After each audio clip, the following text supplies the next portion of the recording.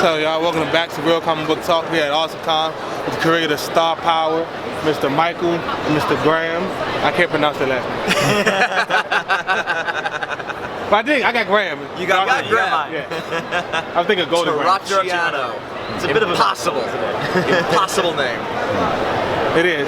So they're the creators of Star Power, a comic book you can only get exclusively at the con, unless you know the email address, which we will put in our the link in the description below.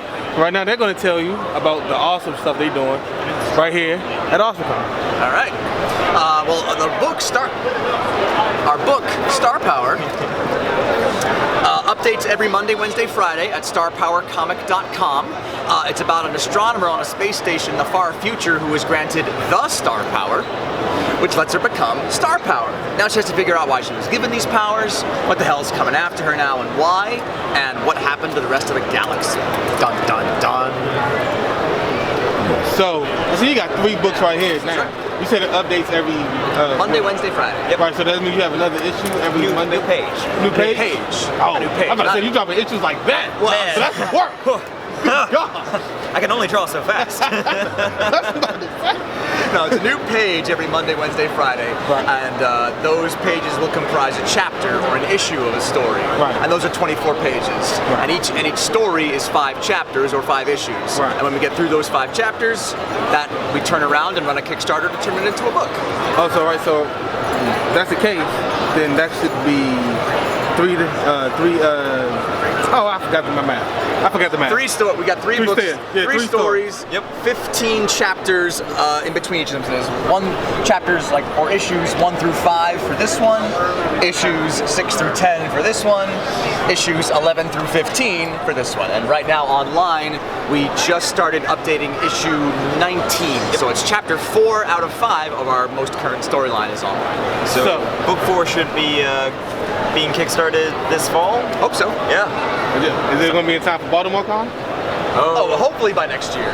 Wait, Baltimore Con is in September. No, we won't make it for that one, sadly.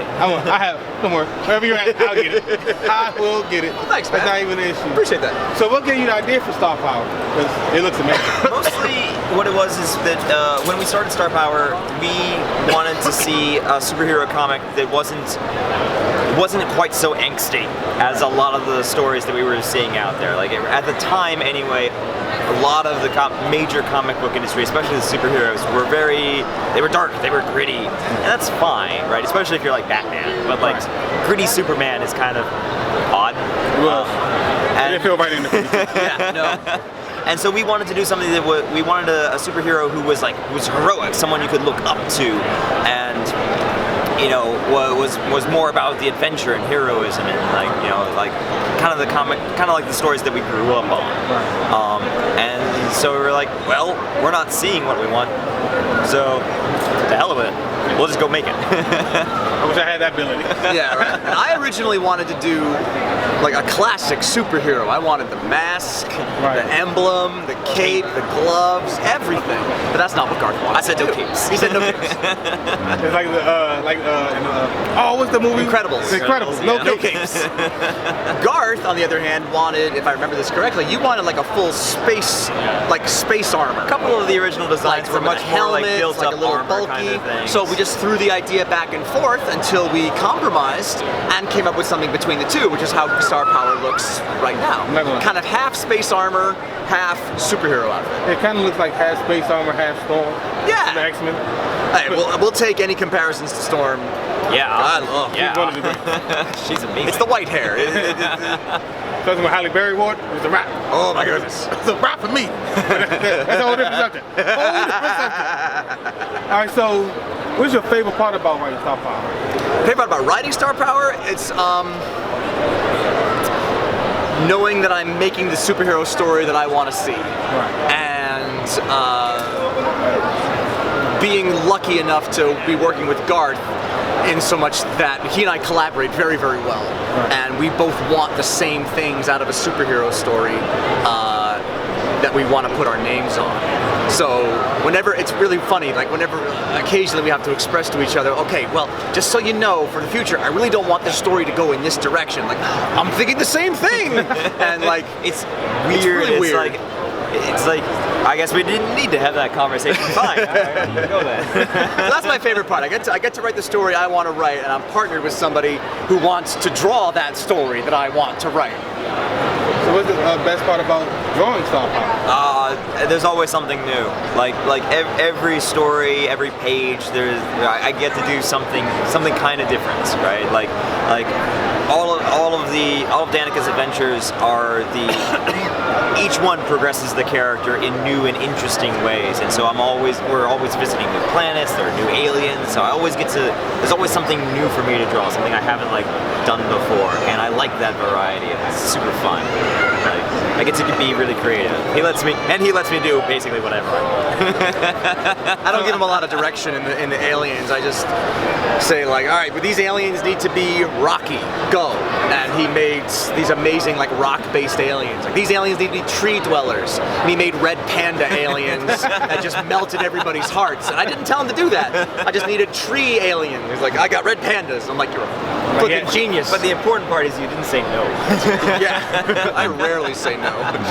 My next question is, because we recently watched this Hulu special on Batman and Bill. Okay. They said Bill Finger used to ride around, getting inspiration throughout the city for creating Batman. Do you guys do anything similar to that, to get any inspiration, like where you want the story to go or the artist to draw? Personally, I mean, we both are pretty big space enthusiasts, like outer space. Right. So, I see with the NASA shit. Yeah, that's right. I got a telescope at home, so I just do some stargazing every so often when the weather is permitting and the sky's permitting. I watch a lot of, read a lot of comic books, watch a lot of, watch some sci-fi. But the most important thing I do is drink up, eat up stories that are out of the genre. Right. I don't want to just be looking at sci-fi. Don't want to just be looking at nerd stuff. Right. I want to eat up some mystery stuff. I'm reading up some crime thrillers, kung fu movies, love stories. I want to bring all those elements from outside of geek stuff and bring it into our stories. Right. That would fleshes it out a little more. I think it makes for more realistic characters, and not just characters that will only just please sci-fi and fantasy and nerds. Because I'm more interested in characters than I am in geek culture. Right. So you had inspiration from? I pull inspiration from all kinds of places, right? As Michael says, all kinds of stories, from visually speaking, I pull inspiration from stylings of all the various movies I see, all the games, and all the comics I read, all that kind of stuff. But I also like to do a lot of actual research into stuff. It's when the script called for some tree-dwelling aliens, I was like, all right, well, what all lives in trees, right? Because at first, the first blush was we're thinking some ape-like kinds of aliens, right? Kind of stuff, which is always fun. But I was like, what else could we do? Where else could we go with this? And that's how I stumbled across that red pandas were tree-dwelling, creatures, right? And I was like, I did not know that. But I was like, ooh, this is gonna be good. There's something from nowhere that most people wouldn't see. That's right. And so I like doing that kind of stuff. I like doing a little bit of digging around, seeing what exists and what could exist. What are people working on and how do those things look, and trying to incorporate bits of that into the designs of the things that I do. So it's a lot of fun. I want to thank you guys for your time. Thank you very much, man. Our pleasure. I know you're busy. Our pleasure. I know you're busy yesterday on that Saturday. Yeah. It's pretty busy today too. Man. Oh, yesterday. I couldn't breathe. Nobody could breathe.